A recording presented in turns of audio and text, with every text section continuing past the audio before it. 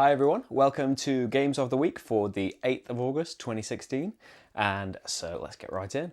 New on the channel this week, we have Dominion Empires, a playthrough of that, so if you're new to Dominion, or if you just want to see what's new in the game in general, then that's the video for you. We have Shakespeare Backstage, that's an expansion for Shakespeare, and it's a solo playthrough that, and I wouldn't say the solo is a reason to get the game, it feels like a practice mode. You can pretty much do whatever you want, there's no restrictions, there's no dummy player or anything restricting things or taking away cards from you. You can pretty much take your own path and try and work out strategies and things, and it's nice to have there when there's no one else to play with. We had the top 10 GenCon video, which has got crazy views. All that GenCon fever, and probably people watching to say, why haven't you put Cry Havoc or Seafall on there? But I did say why. Mansions of Madness as well should have gone up yesterday, I hope it did.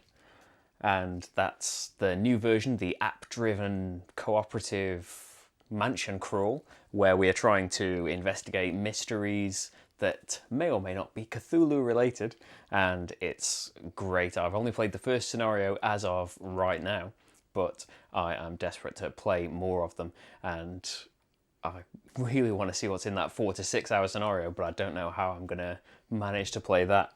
So that's everything that was new in the videos this week. So channel news, just before we get onto the main game news, I thought I'd mention that there might not be a Games of the Week for the next couple of weeks. I'll be on holiday. I'm going to America for the first time. See what that's like. I might be able to make videos there. I have no idea. They would be made on my phone. I don't know what the internet situation is going to be like, so I don't know if I could upload them. I really don't know. So likelihood is that there won't be any. And I probably won't have time to obsessively read about all of these new games and be emailing people about them like I have been this week. So we'll see how we get along. The playthroughs have been recorded, or I say that, they will be by the time I'm gone. There's a few pre-recorded now and I'm getting on there. It's going to be a full day today. And so they should still go up on Sunday and Wednesday, provided that I can get a little bit of internet just to say publish. And that's just wanted to mention that ahead of time.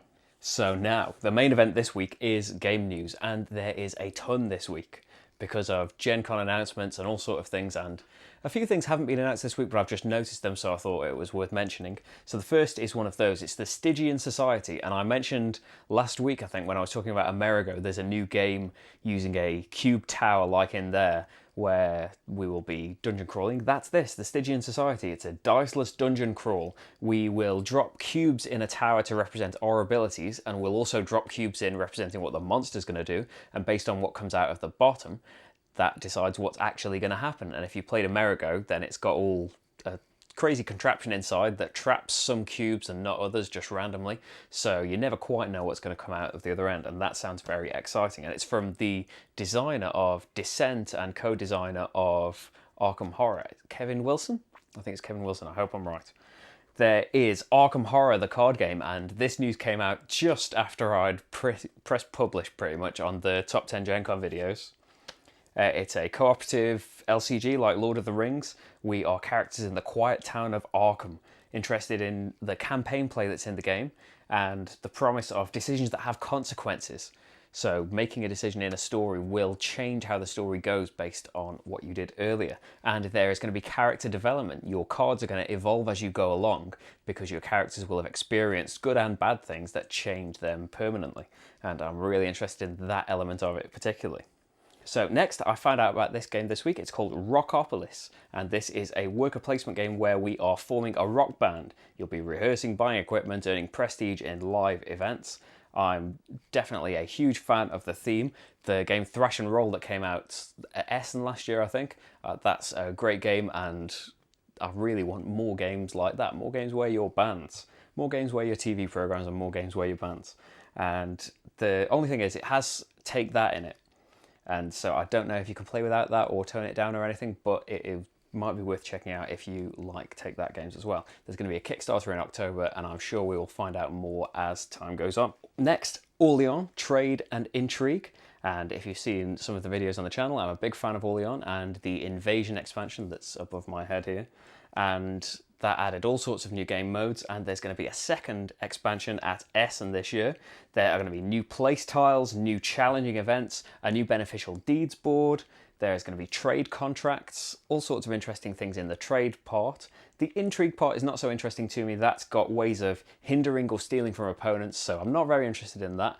But I suppose it's adding more elements to attract more people to the game. So if you want more of that in your game, then trade and intrigue is the way to get it. Next, Russian railroads, American railroads, and I have no information about this whatsoever other than Essen 2016. That's it. There isn't a Board Game Geek page, I don't think, even yet for it.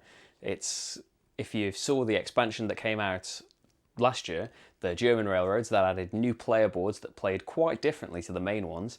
It had, when you got to certain parts on certain tracks, you were able to take different modules and place them on your board and making it different every time, as well as a lot of other things that it added.